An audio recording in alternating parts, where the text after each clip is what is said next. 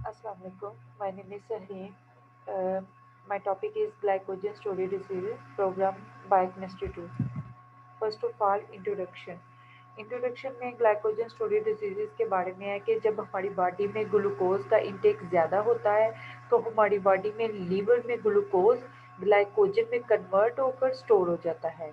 तो ग्लूकोज से ग्लाइकोजन बनता है, ठीक है। और ग्लाइकोजन हमारी बॉडी में जाके स्टोर हो जाता है और जो ग्लाइकोजन स्टोर होता है फिर उस ग्लाइकोजन का ब्रेक डाउन होकर फिर से ग्लूकोज बनता है और हमारी बॉडी को एनर्जी मिलती है जिसकी हमारी बॉडी को पहले ही ज़रूरत होती है। तो ग्लाइकोजन बनने और ग्लाइकोजन के टूटने दोनों के प्रोसेस के दरमियान बहुत सारे एंजाइम्स का रोल होता है।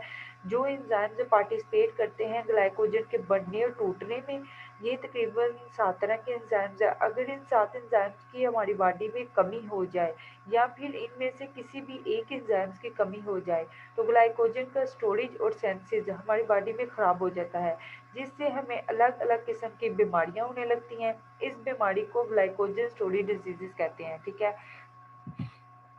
नेक्स्ट है, what are the types of glycogen storage diseases.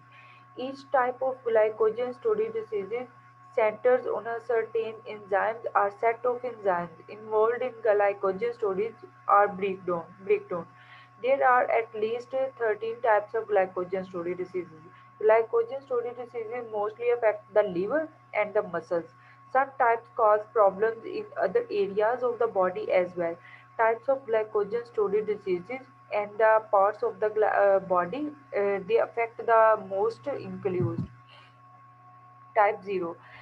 इसमें there is hypoglycaemia, hyperketonia and ketonaemia and early death. Enzyme deficiency इसकी होगी ग्लाइकोजन और इसका सिम्टम्स होगा टायर्डनेस और इसकी डायग्नोज होगा ब्लड टेस्ट और ट्रीटमेंट होगी corn starch to reduce. Type 1 जो है ना वो बोन ग्रीक डिजीज़ है और इसमें क्या है, this is the most common autosomal recessive disease.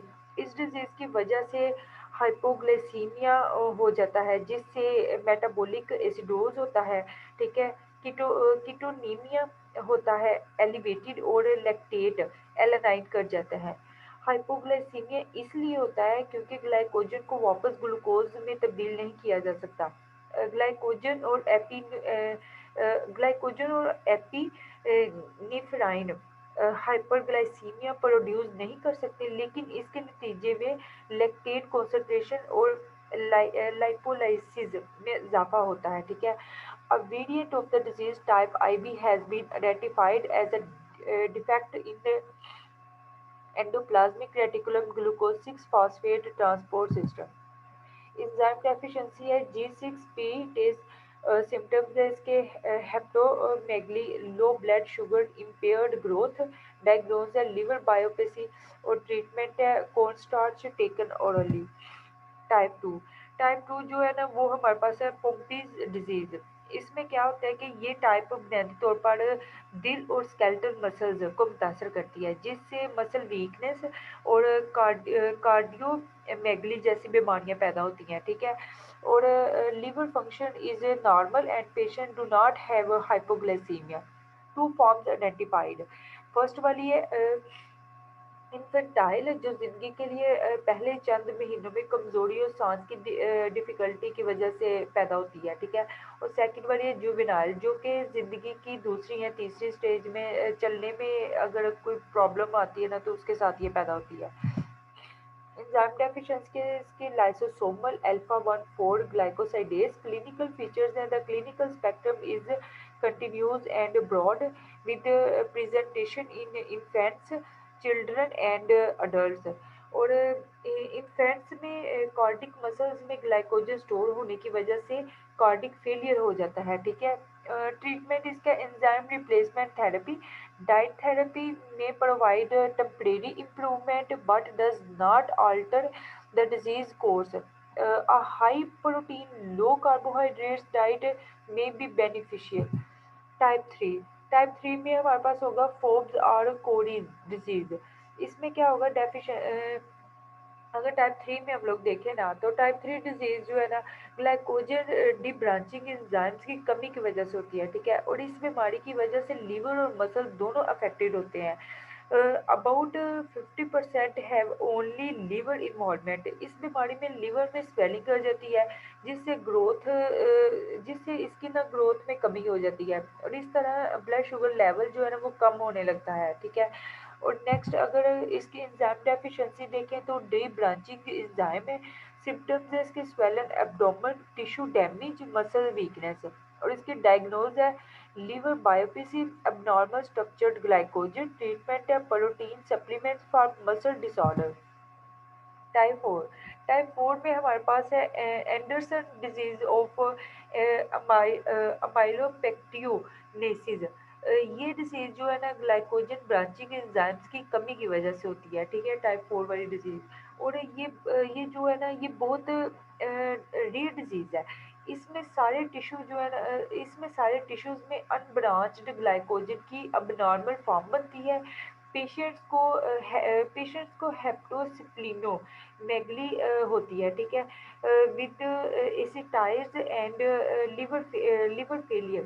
5 साल से कम बच्चों में हार्ट और लिवर फेलियर की वजह से डेथ हो सकती है। एंजाइम डेफिशिएंसी है ब्रांचिंग एंजाइम्स, इसके सिम्टम्स है ग्रोथ डिले इन चिल्डहुड, एनलर्ज्ड लिवर। और डायग्नोज है abnormal structured glycogen with long outer chain, treatment है लिवर ट्रांसप्लांटेशन। उसके बाद है टाइप 5 में क्या होता है कि टाइप 5 है मिकॉर्डल डिजीज, ठीक है। और इस डिजीज में स्केलेटल मसल्स में प्रॉब्लम्स होती है। इसको टाइप 5 ग्लाइकोजन स्टोरी डिजीज कहा जाता है। ये बीमारी जो है ना वो ज़्यादातर पेरेंट्स से बच्चों में ट्रांसफ़र होती है, ठीक है। और इसका जो काज है ना माइफॉस्फोलेस डेफिशिएंसी है, और अफेक्टेड टिश्यू है मसल्स। क्लिनिकल फीचर्स हैं इसके, clinical findings may be absent on physical examination, muscle strength and reflexes may be abnormal. Treatment है इसका non specific treatment exist, avoid strenuous exercise including lifting और pushing. उसके बाद है type 6।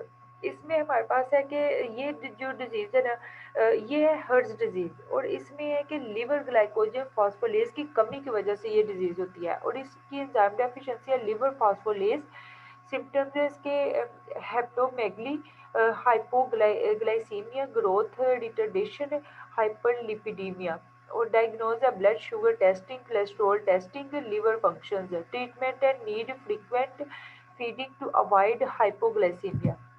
उसके बाद है टाइप 7 है ट्यूरस डिजीज। ये जो डिजीज है ना ये फास्फोफ्रुक्टोकाइनेज की कमी की वजह से होती है। इस बीमारी में मायोग्लाइबिनुरिया की बीमारी होने लगती है, ठीक है। और इसका जो काज है ना वो है फास्फोफ्रैक्टोकाइनेज डेफिशिएंसी।